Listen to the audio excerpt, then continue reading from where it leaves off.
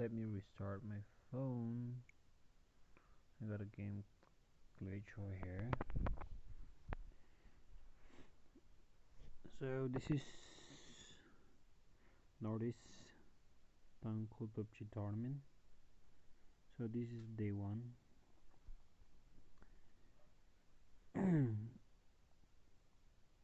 Sang ra chon hwe adi baje issue streaming sa mi bajina sa mi fake sa ni ka ahi ajiuli ahi what khande le da shi stream ashi na we stream sa le couple sui chili ashi tada hapta chida or ninga every month ashi tada sajni tada chidi zang ngai le khale tada zang bai chi bajin wa adhum fees la mangwam ne chutung ni tada shi thada sa le chili la wa zang ngai ga zang bai couple sen ne bajin ba shino mir no ya zang ngai ga chili la tada ilila share sa lo in la hang mi ge zang fai sa sei me 49 we share po je return dai 10 tra 10 le po win she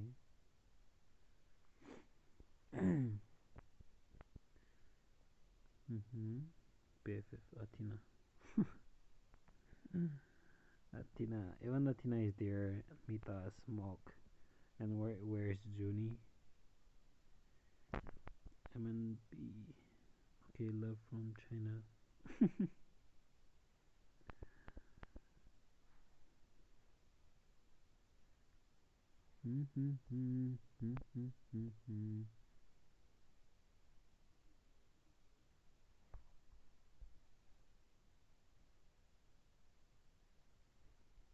Good luck, figures. Those figures pali support na sa Lego. Where's team 10?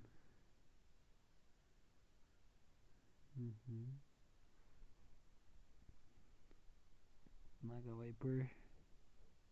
Okay, figures. Shun. Banzai.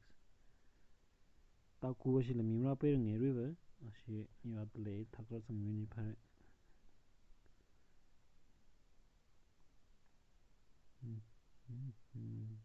Team Daddy.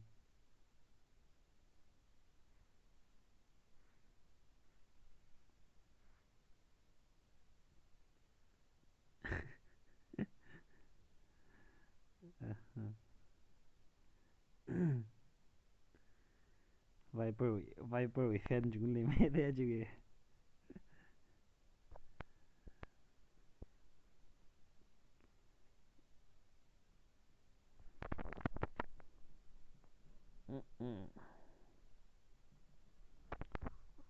Okay, actually in a link share some okay, shimsalo. Good luck PØV. Actually you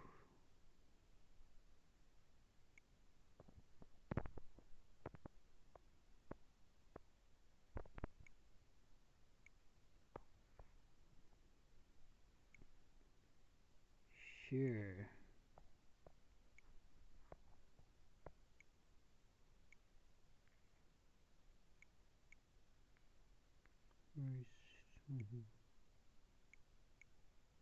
So here's your link. I'm so sorry. Nothing Jim like that. Link share I'm having to do.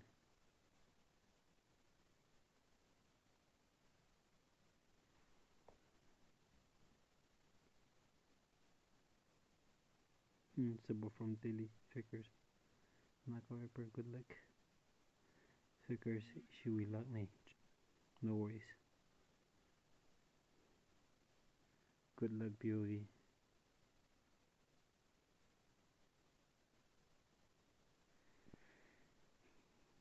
Mga sáng nay glay here being tiếng mắc lấy tông chưa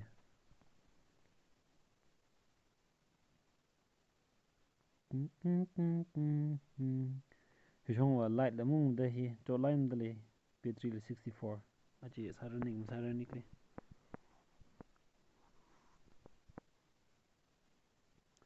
problem này cái vợ tao tuần là Kahangalo Banzai Pinky Namsa.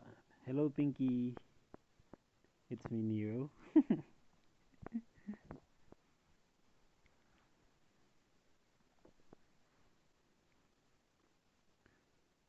सारे आगे गए इधर. MNP Pinky Amai. Hello, yes, Pinky, I can hear you. Offense, I think offense is a good clan, so everyone support each other and let's do it. I think this MNP is from Manipur and I guess they are good. Oh, 5.67, only 49. Yeah, it's only 49. I don't know why the team number 10 slot 10 is empty still now,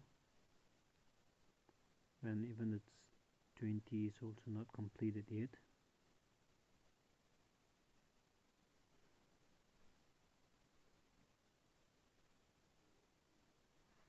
Voice too low.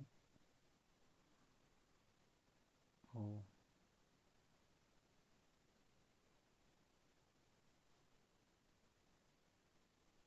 thank you, Naga. So we're going to start at sharp 10:10.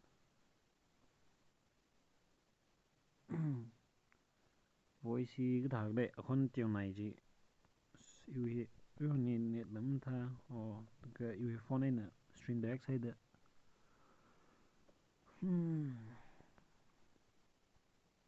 You want me to start? We still have 4 minutes, so let's wait for team DAKKU. And team 10 is still empty.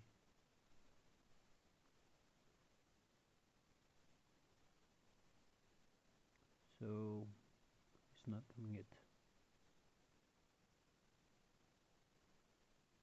A team con niệm là delay. Oh. Tại vì băng hoài là sao chứ?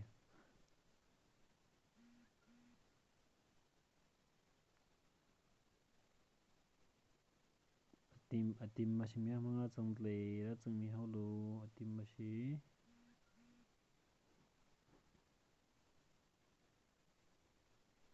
I don't like your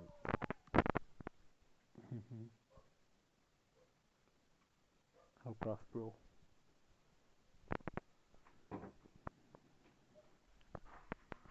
À chị hạc bạn gì nick lên thêm cơ. Nơi ở con rồi chị khi tớ. Nó con người nào không ai mị chung hay đây. Hợ mày ta một team mình lo. Good vibes. Good thada hagusikali msimane over here. Let's go to OD.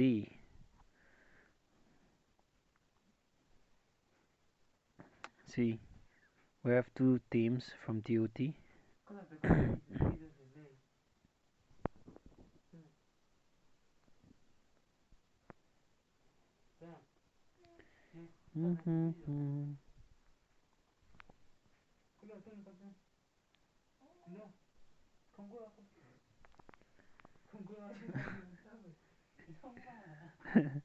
So sorry, not available for you. It's okay, Leo. Thank you. The one which is commenting right now, that is Maxi Leo. He's the one who is streaming before. So I'm so glad of him. I'm so proud of him. He's a good streamer. Even you guys can follow him, those who haven't followed yet. I'll just add the link after the match.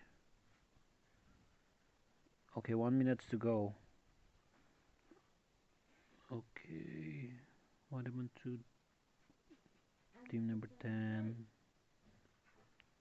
SD Ninja is bro. Yeah, he's a bro, I get. I think I have played with him before. Big fan BFF. Yeah. Ning bien nak là ta big fan nó sang phần nó đã chính đây. So same. So same. Oh same muk. Think we should start. Is not stable. It's Lego. Okay, I'm going to start.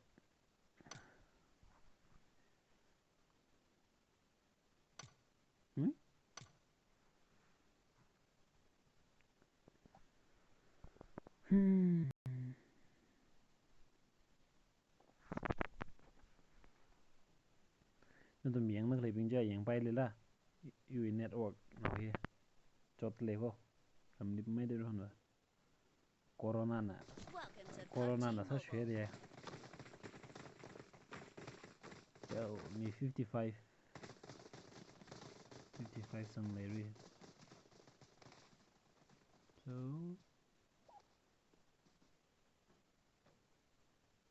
net PG khá sai đã chỉ dormant không tiếng rồi đó trong bát sát thủy cái nó. Ta kim tham này mà cũng thế. Look we streaming. Be prepared.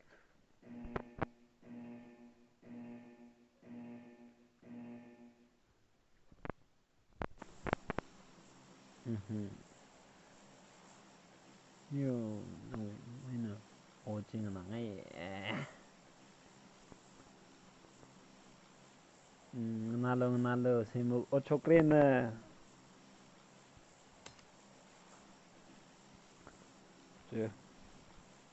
Literally team bang metani. Result na bang vani. Was all the best. Good luck. Nhưng chúng sẽ có gì chứ good luck. Nhiều rồi không anh nhỉ? 47 Rollin. Có? 47 Rollin bang tát lì.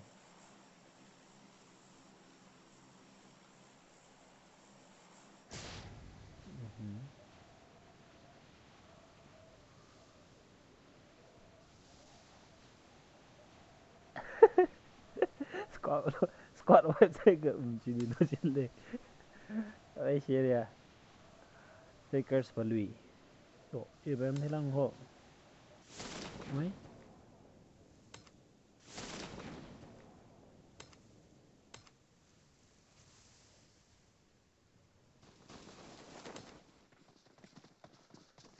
MNP corporate. Nice outfit, Mr. God.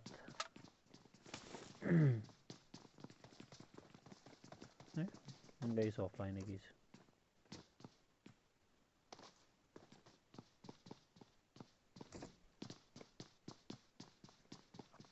So, see, DAKKU, Team DAKKU, MNP. Team number 1 có general type này.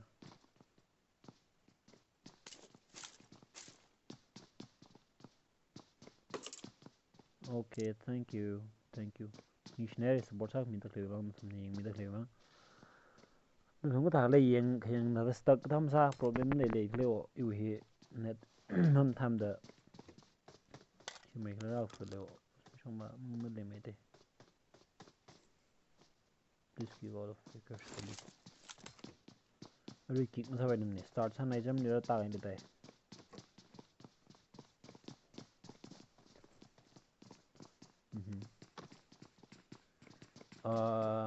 Fakers cái là hồng xí exit thalo thalo hồng ra đây.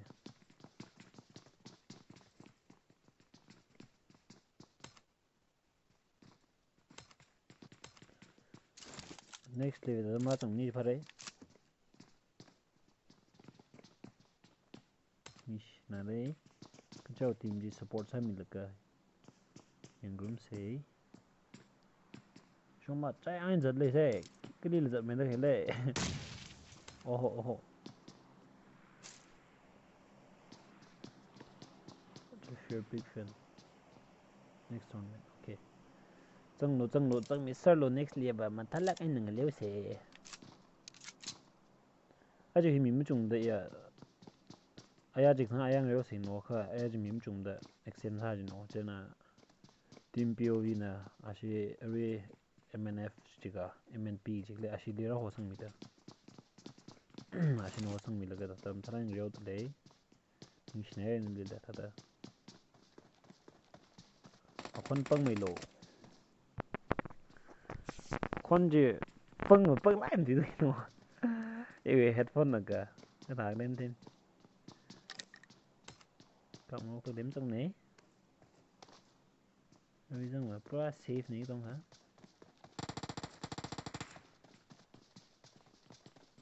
yo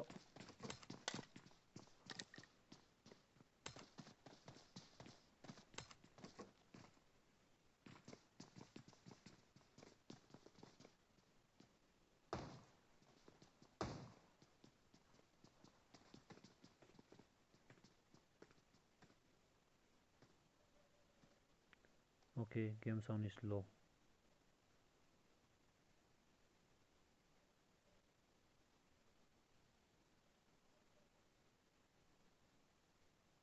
but why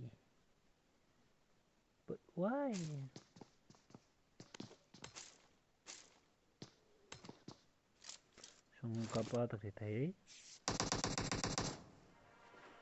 giờ giờ là team khát suli nóc sa mere team TOT isi TOT 가지고 뭐 team le 이거 다 가지고 이제 여러분 너무 짱라 짱네 아주 next match ditang le pai telepni issue pai than pai mai hu mai ko ashi revive sa sre oho os last night 좀 당 쯔类的tham gì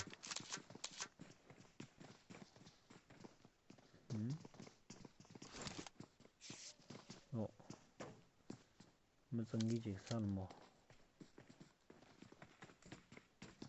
anh ấy xin lỗi cho nó có thể thấy đó tốt go tốt là sao yo mà điều mà nên để xong mà comment là thật đấy xong ai lấy sự bình xong mà sắc trắng nâng mưa ngọc lấy pistol là simple đấy là cái avan đó comment xong đấy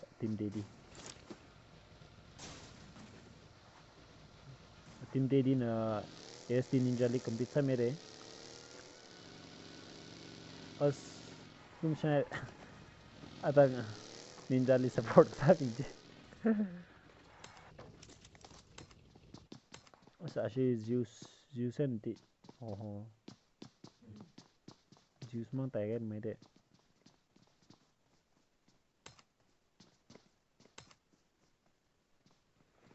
yang ko sera Zeus na handom sa shamning da shi tot pa shi le asa team Daddy ala nok sa le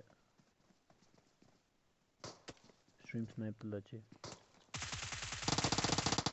oho Zeus li confirm sa mere savage na ashi team TOT ba shi kill thum gai re na ra ga tai wi ngo sei ani shi atang na Banzai ba shi ven ne da love you ST Ninja Bakers ba shi save sa line ne ri ashi portion thana no ta da portion adam bi da khangre portion khu theo na da yang khai liang ada streaming now din sa or expected na sa him ya shi tam ji da ta da portion now je na ran khui jena ashina you by chance tam khu chi da khoi achon hong la shi khu le jang shon na ne bak lay stream li comment sang sa la o kya ngai da je Azazel ba je TOT wen Azazel je sa shi le ta da ai mario man da da kap rock manen da da comment sang sa da ne YouTube đi kya khyak ni le jin da ya mun ni team number 15 and team number 18 here okay big fan fakers Banzai basina figures passing nine of the new nut thing any dot as a oh Italian no Tamion de la young guys ne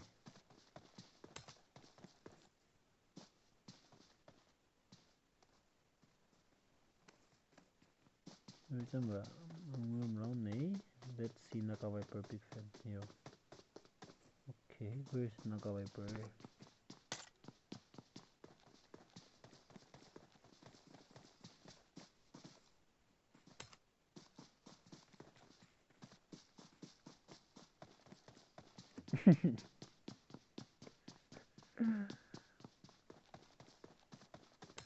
Taja sashi da ngole. Chap nai mang kan dali ta da chingi mi chipung la. Mang mulo chile go. Ring da le bing ne. Team POV ashimi hi thiol mo. Ninja. Naga Viper ji chi hi tali chi. Da sana yang ai hai. Kisa da film ten a hli quat tali. Ngalai quat tali jiga ki quat tali den.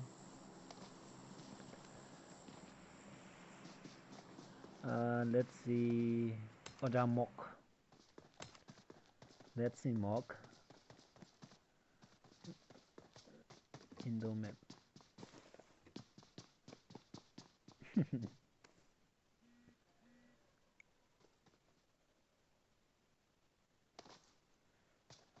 Pen yo hoi.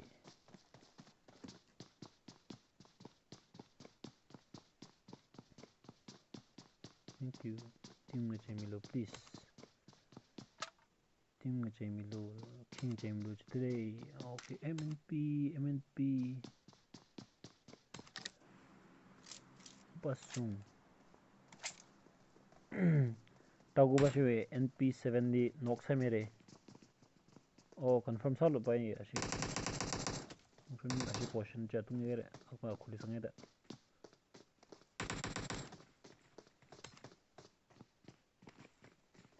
Oh, tung ni gomel moshina. Confirm salo pai. Tung ni gomel. Code proto. Sanga de Oppasungjr ni kang moshi dai. Which one you need? Oh, Oppasungjr ni noksa mere confirm sa me pai confirm sa wa le.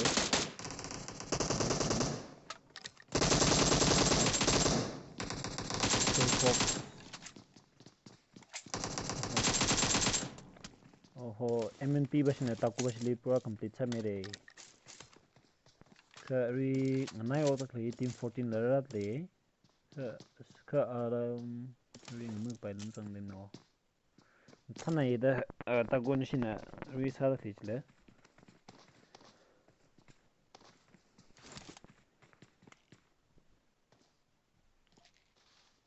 ST ninja here ko itao.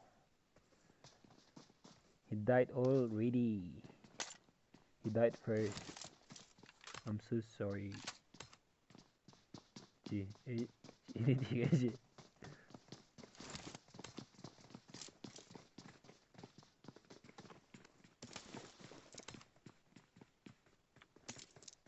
Team POV, team 16, okay. More Athena. Community party shan. Ki hang wei da ki say.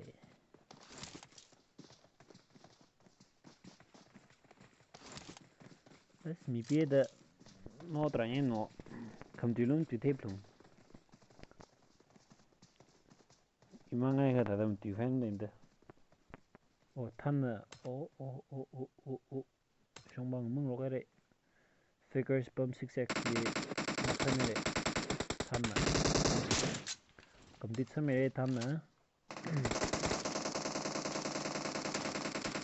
Figures passion dot malaga azazeli noksa mere confirm sa mini clear save sa pa chance le cause moksa unit phagi no share rain la noksa mi ben shun la noksa mere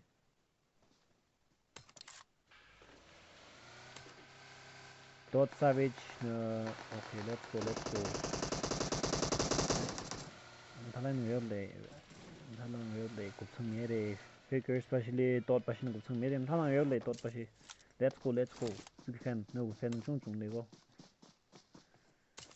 We can mang le. We dot pasha pashi le go le. Dot prince ashina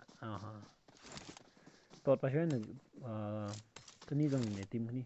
She prince tak le. Oh. Ani shin nang out like they come up with translate le.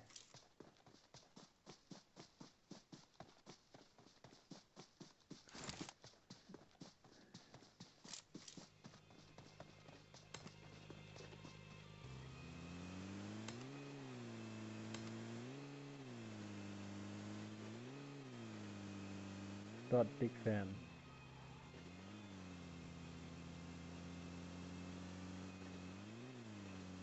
Oh hey.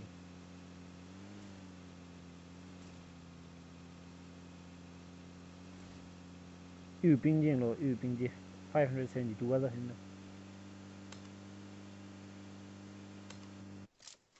dot symbol big fan. Number 8 and copy there. Serious tasli life atali tang hada tashui. Let's go MNP. Ashi rewang thida the PØV Asian. Okay, wait, just give me a second. Just give me a second. No. You show my network option check. Network check cái sim sa lỗi trong my netpack.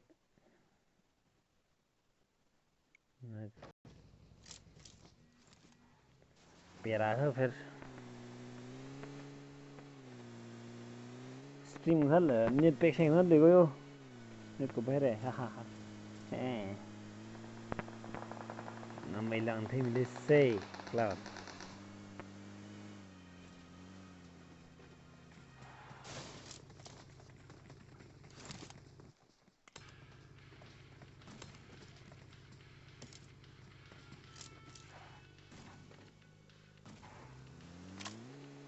Ping tham gia đấy, các đồng chí net limit ta phải đây, tôi làm ngoài, not in match,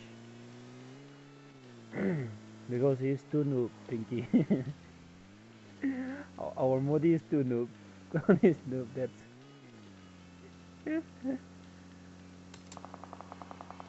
các bạn lấy,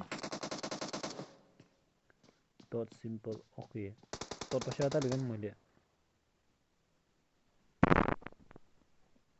Oh, keep the some here. Keep the different like.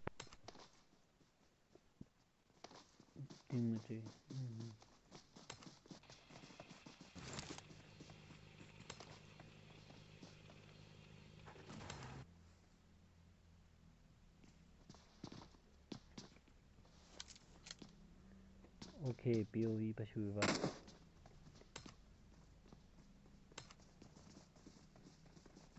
This is the actually POV pashe kamera no. Shivang no.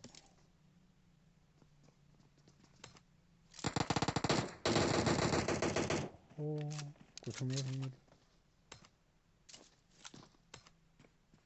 Asian nathi laga na.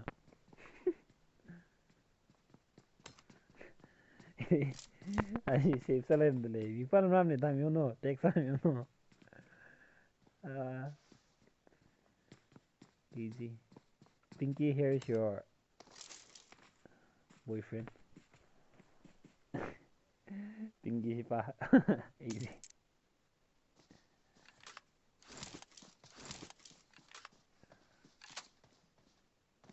PØV Ling say.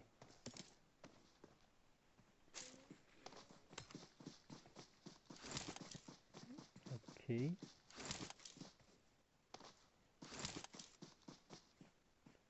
Come on, Lola.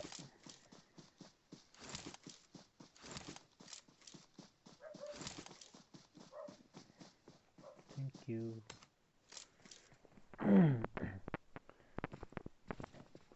Here comes your Athena. Show the team.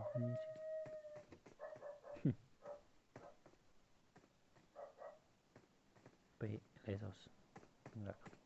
Big fan easy.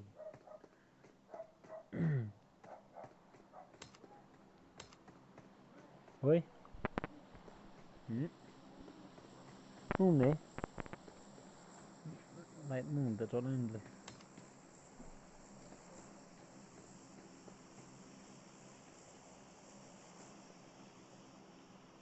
Nó start đi. Kirito. How this one.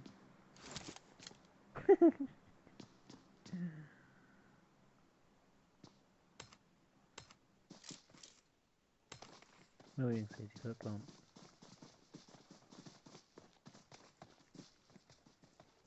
Ri clown đi yang sai dah hang lewa dik pak lai. Saudi awung shi. BFF let's go chuni.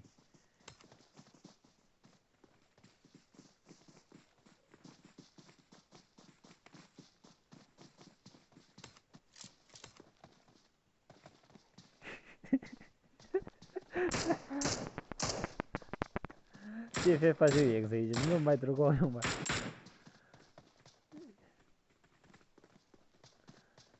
AKM.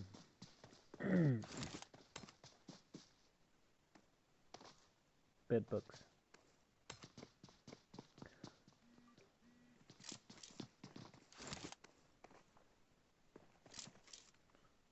Move kiếm như này. Khéng ba cho đấy, khéng mình chốt một cái đấy.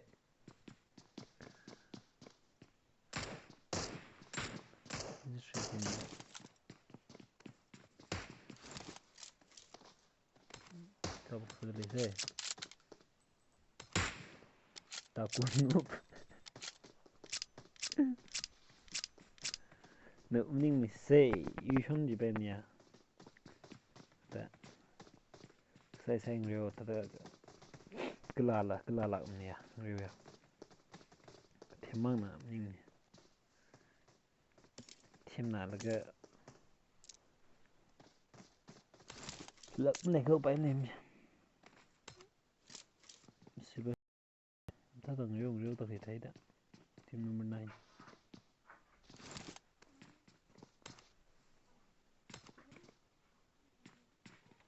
Hao Bleak PØV ok PØV ui chúng mà không phết rồi.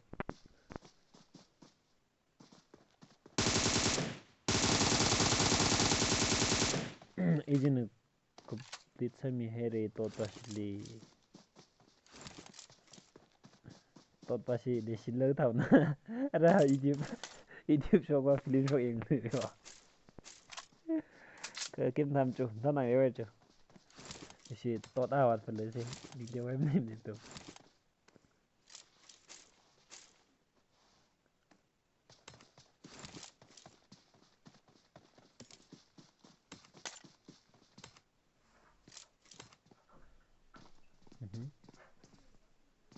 Nila team ini deh. Wspa. Your wspa is awesome.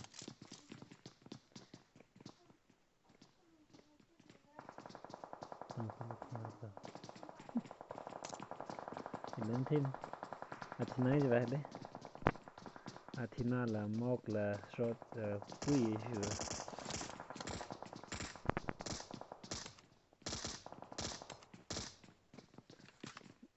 BFF Juni mitas đi thế đấy, có sự lấy cả chọn sự rồi đấy.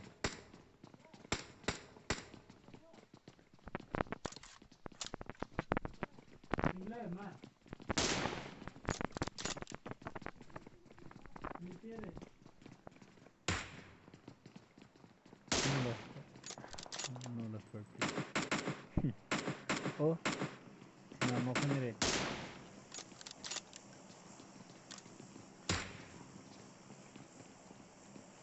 Maybe. Every knock out of it, from somewhere will buy that. Right side.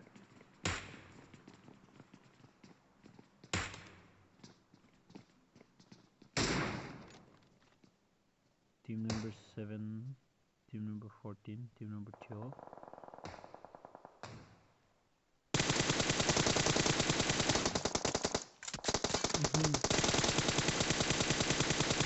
Asamang tayo. Oh. Kumit sa mere PFF Athena nila sa mere.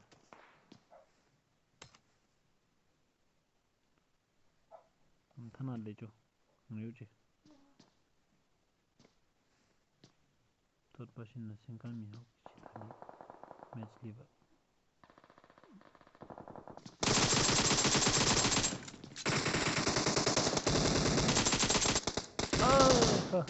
Thana le.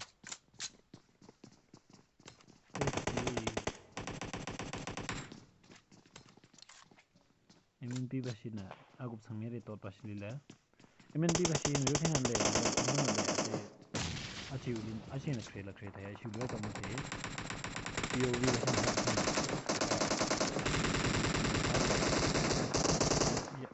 Flashing over like Mary.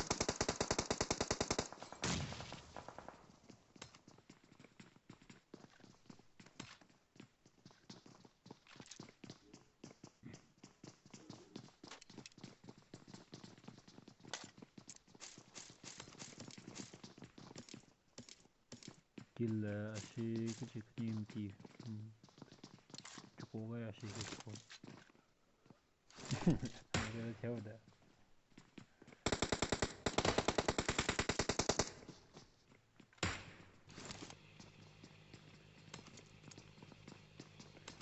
kashi zonzang vai sare MNP bashi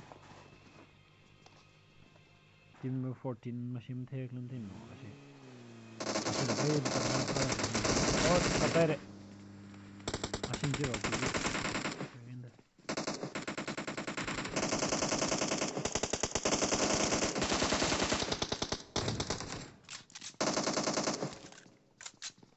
hi break that hook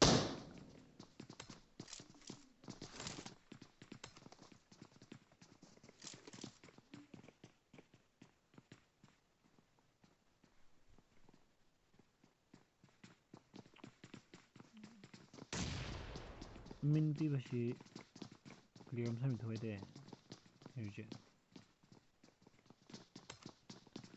Oh, Minty bashi need to have new bed.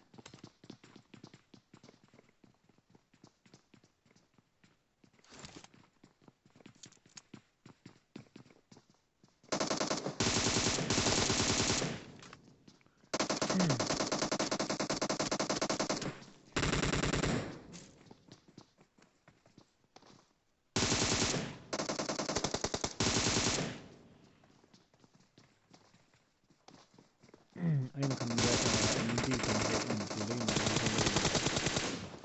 mo evidence sana ri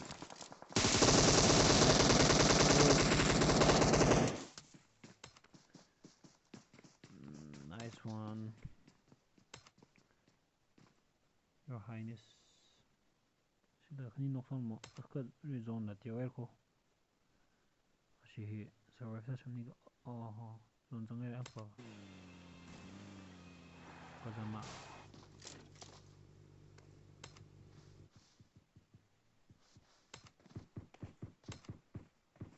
oh terus datang lah shim shopal na mo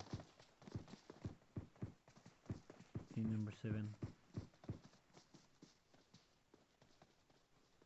play zone na blue spidermo here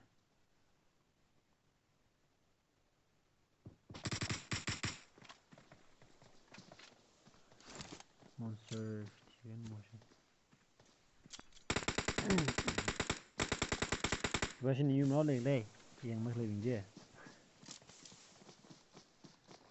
bize pashi asina nan sowena government khani ga asina kuigen khani ga thumla asina pero oji huya asli pashi nang pak shap ni leng hon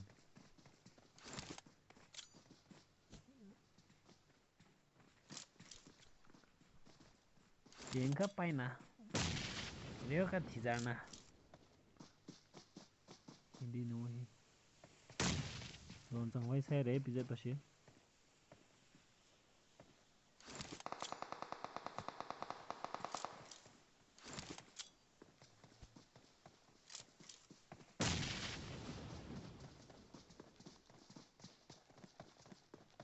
Bugbear. super chat Nagaไปดังคือ super chat ที่ 1k subscriber ใกล้แล้วก็ on สบายนี่ on subscriber เจ 1000k มันก็ครับมาสบายนี่ super chat โอ้โหนกใช่ไหมทีม number 7นะ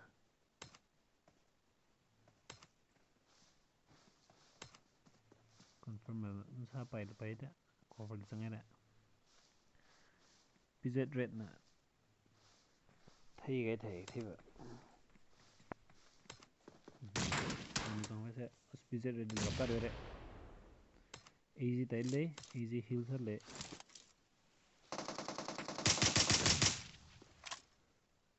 ก็จะมาโอเค xBZxRed ดีกว่าซะเลย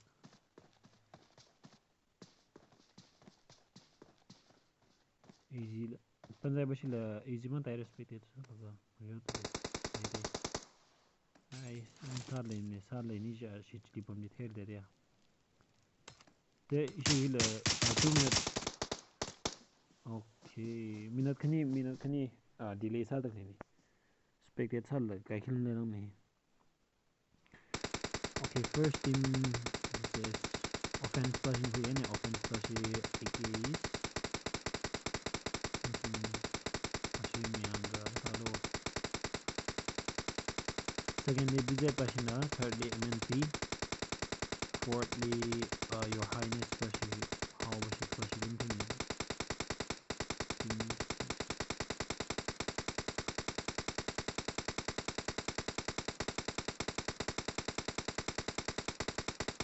so this is the result, so we'll be back soon.